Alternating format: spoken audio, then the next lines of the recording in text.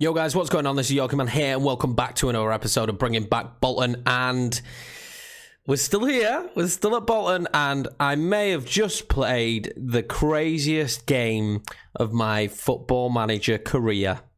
Let's find out what game that was and how we've got on, and let's tie up all the end of season stuff and talk about what's going to happen moving forward for season 3. Right guys, here we go. This is the one. We did, in fact, make it to the playoffs, which I was really happy about. We did have that insane end of season form like I was hoping we was going to have. The last 3 months have been absolutely fantastic. And we drew against Coventry for the playoffs, and I knew it was going to be difficult. Coventry are very good going forward. They've scored a lot of goals this season. I wasn't anticipating that the game would be this level of game. I had no idea that this is what I was walking into when I hit play match. Honestly, it's been insane. I'm going to have to show you it. I don't feel like we deserve to lose this one. You look at the overall match stats. What is really frustrating about this as well, though, and I get this is how the system works. The games were 2 days in between each other. So my team was absolutely dead on their feet when we played against Coventry in the second game. And I think it showed by the fact that we lost 4-1 in the second game. I think it really showed. We lost 7-6 on aggregate. 7-6. Oh, I felt like crying. I played the game probably about 30 minutes ago, and I felt like crying when the 4th goal went in. And the worst part is we started the game with a goal. We took the lead, and I thought, oh, we've got a 3-goal gap now. There's no way we're going to lose this. And ended up being 4-1. I'm so devastated. This result here was just saddening. They scored in the 23rd, the 45th, and then, 3 great goal scorers as well. This is the worst part. They had 1 clear-cut chance. I had 4 clear-cut chances. They were falling to the wrong players. Just look at the squad we put out. This is not our usual starting lineup. Look at Luke Murphy on 50%. He started the game on 72%. We didn't have much of a choice. We were just backed into a corner in terms of fitness, and the players that played the best in the first match couldn't play in this game. And there you go. Adam Senior, not ready. 6.3.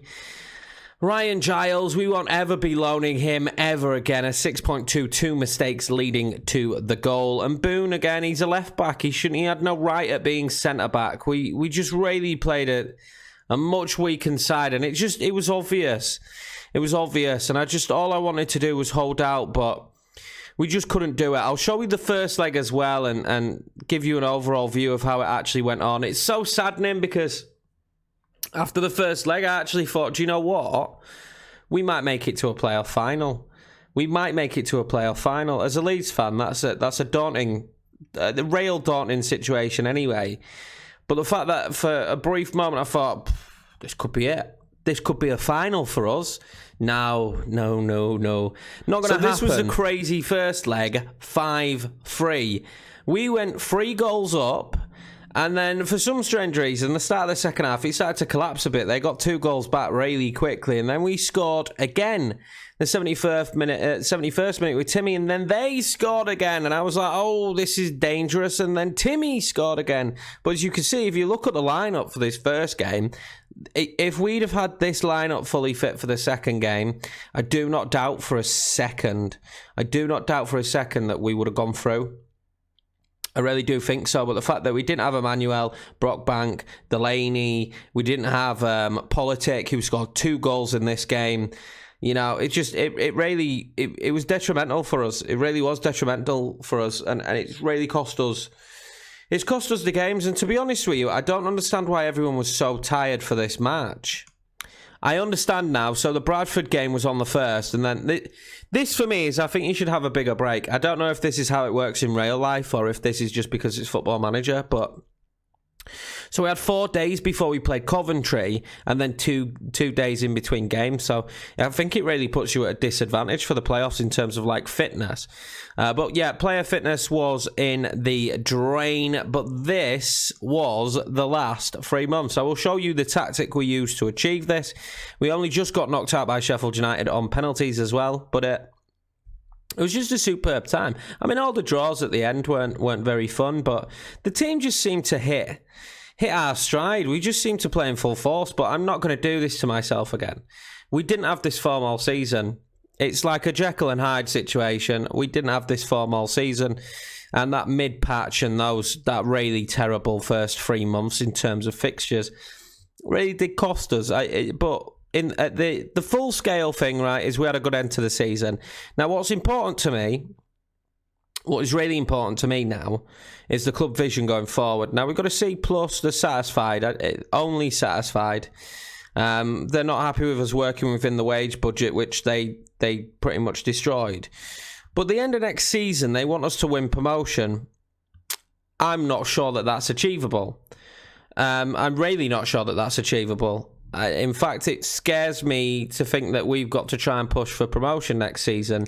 I know that if we'd have made it this season, it would have been big for us. But this off-season now is going to be really important. And this off-season now is unfortunately going to see us lose, especially with us not getting promotion, see us lose a lot of key players. And I don't know if we're going to be in a good enough position to rebuild after losing these key players. And that is worrying. And also, something extremely hilarious happened as well. Now, I just wish the board would sell. I don't know who would buy this club. I have no idea who would buy this club. I wouldn't buy this club. I wouldn't advise anyone in the world to buy this club with the debt they've got. But something hilarious happened. It's not hilarious in the sense that it's going to help us. In fact, it's probably going to hinder us. But the board did something very interesting in order to try and keep the club afloat. So in order to help with the running costs of the club and to help keep the club afloat, the board got another loan. The board got another loan.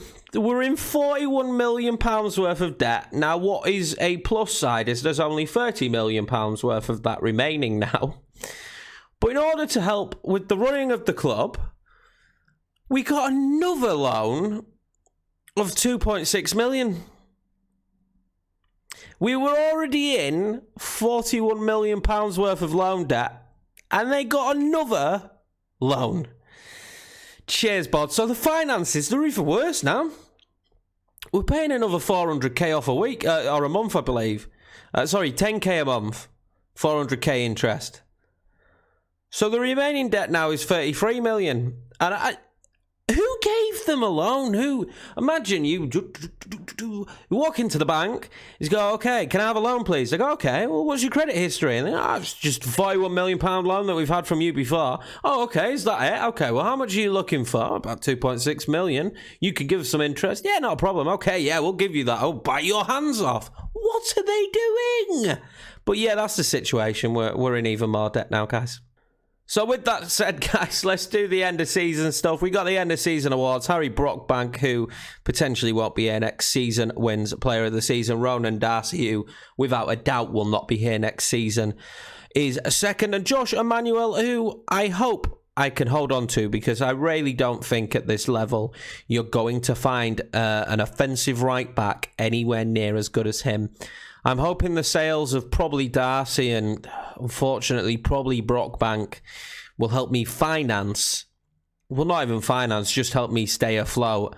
And I really have no idea what we're going to do in terms of going forward if I can't get Ryan Edmondson back on loan again. I'm extremely nervous for this pre-season. It's not going to be fun in the slightest.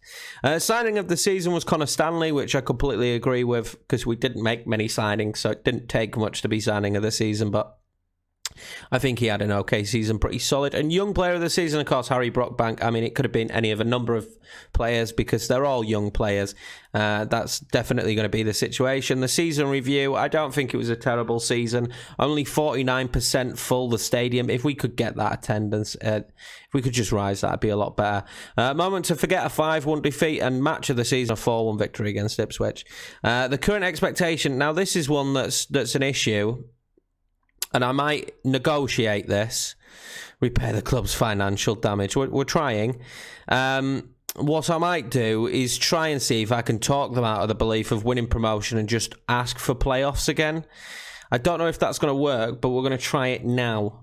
Okay, so the answer to my question is no, or if you can, I don't know how you do it, because it just says here, minimum expectations to be negotiated later, so maybe they'll allow us to change it then, but it doesn't look like that's going to be a situation. I mean, it's an absolutely absurd expectation, to be honest with you. It really is. I don't understand how a club with this much debt, decreasing the wage budget with the personnel we've got. I mean, sorry, Football Manager, but I don't understand for 1 second why that is the expectation, because it really is a ridiculous one, isn't it? That at this moment in time, what would make more sense is to become an established League One side and repair the financial damage. But they want us to win promotion before repairing the finance. It just seems ludicrous to me, but we're going to have to try and do both all in one season. Now, that may be able to be helped with the correct sales and the correct loans, but at this stage, I have no idea what's going to happen next year. This might only be a 3-season challenge and we get sacked. Right, guys, so we're not going to worry about the initial budgets. There's absolutely 0 point worrying about the initial budgets on this save, because let's be honest with you, no matter what the budgets are, they're pretty much non-existent for us. They're going to stay non-existent. So let's talk about the team. And this is the team this season, and they've done extremely well. I mean, this is the big issue for me. Ryan Edmondson has played 56 games. It's 56 appearances this season for the club. How important is this man? And in 56 games, to have an average rating of 7.02, I just think that's fantastic. And we only scored 26 in 56 games, but it's not a bad goals haul. Next up, we have Politic with 18 goals in 45 appearances. And again, that's absolutely fantastic. And 6 assists. Average rating of 7.03. He's wanted as well, by the way, but his value for me at the moment doesn't warrant selling him. Like Ipswich would have to come in where I would say maybe at least 5 million for me to sell him. So he's tied down for a while as well. I think we'll try and keep hold of him. Here's the big one, Ronan Darcy with 10 goals, 5 assists. I mean, he's a superb player. We don't have another Cam. I don't have anyone who can replace his position at Cam. I played with a DM every time he couldn't play. I changed the tactic to play with a DM every time he couldn't play. He's wanted by 11 clubs. We're gonna try and get top dollar. I'm gonna try and get more than 10 million for Ronan Darcy. Now, if we can do that, we might be able to keep every other player at the club and strengthen the team. If we can get more than 10 million. Now, Harry Brockbank's an interesting one. He's wanted by Barnsley and Sunderland. I don't think either of those clubs can afford him. I don't think that they can pay enough, really, for me to be interested in selling him. But the big underlying issue there is his contract runs out at the end of next season, so we might not have a choice. I'm going to try and offer him a contract now, but I'm pretty sure he won't sign. As expected, guys, he's got no interest, and I understand that because the state of the financial situation at the minute, we've actually had players frustrated. We've had players come to me and say, I'm worried about the financial state of the club, which it's a bit worrying when the players are coming to you with that. He is a championship level player as well, so it looks like Harry Brockbank and Ronan Darcy's days are numbered at the club. I mean, in terms of other goals for strikers, Eddie Brown was the next best, but he's not really progressing enough. In fact, he's probably someone that is only ever going to be a backup for the club. He's just not progressing enough, and now at 20, I don't think he's going to peak. Connor Stanley as well, he's a player that needs to improve. We're slowly improving certain young talents, though. Players like Jordan Boone have improved quite a bit. I'm very impressed with him, and I'm hopefully with the game time. I mean, he's good enough for this level now. With the game time, he'll keep getting better. I mean, ability-wise to potential, there are a few now that are improving. But again, Josh Emmanuel's wanted, but we have got him for a few seasons. But I think Remy Matthews will go, and hopefully Luke Hutchinson can step in to a degree. He didn't have a great couple of games though. In the playoffs, he conceded 4 in one match and 3 in the other. So when he had to come in for Matthews because he was injured, it didn't really turn out too good for him, did it? Zuma, sorry, not. I was going to say Jan Zuma. We're not going to try and say Jon Zuma. I am going to try and say it. I don't know why I lied. He's transferred. He's going to Doncaster for, I think, about 75k and some stuff, and some future sale stuff. So that's not too bad of a deal. Sonny Graham keeps improving. I mean, it's a difficult one because there's a lot of players down here that have actually played a fair amount of games this season that, as you can see, aren't anywhere near the potential maybe they will reach, but they've ended up actually playing quite a lot of games. So yeah, I'm genuinely, guys, when we go over the squad, there's not really much to talk about, because we know now that there's particular players that are probably going to have to go. And it's sad. It makes me really sad. And we're going to try and keep hold of everyone we can, but we're going to 100% be a selling club. And I'm just going to try and make as much money as physically possible for Bolton. And that's just the way I'm going to do it. And I'm stressed. You can tell I'm stressed about it. I'm very stressed about it. Because I've never been in this situation. It's like the unknown of not knowing who we'll actually be able to bring in. We could be coming back for the first episode after 3 months with a very strong side. We really could, if we bring in the correct amount of money, be coming back with a strong side and maybe being really hopeful that we will get promotion. But I can't see it, and that makes me nervous. I just can't see it. And the more and more I analyse the squad, and the more and more I look at the youth in the squad, you know, the youth that I thought was going to carry us, it's not progressing as well as I need it to. And there's still a lot of players in the team that are now 19 or even 20 that were youth prospects for us that just haven't progressed enough to be a starter at League One level. And they're going to have to be a starter. They're going to have to play games. And that is really worrying me. And I don't know what we're going to do. Right, guys, so let's just quickly go through the tactics we were going to play before we wrap up this episode. But these are the tactics that we've played on our running towards the end of the season. We played this one with the cam, obviously Darcy playing there, but I don't know if we'll be able to play this formation again next season. Without having Darcy, it's pretty much a definite that we can't play this formation next season, which is very frustrating, but it just is what it is. So this is the formation that I kind of came up with, and is very similar to a degree to the formation that we're playing currently with Preston on the stream. Yes, that's right, guys. I'm going to plug it. Twitch down below. Go and follow me. It's a very good time. We stream in the mornings. What I like to say is wake up and spend your morning the right way. And the right way, guys, is with me on twitch.tv at YorkieMan. But anyway, guys, so this is the backup formation. Now, we probably have the midfielders in order to play this formation for next season.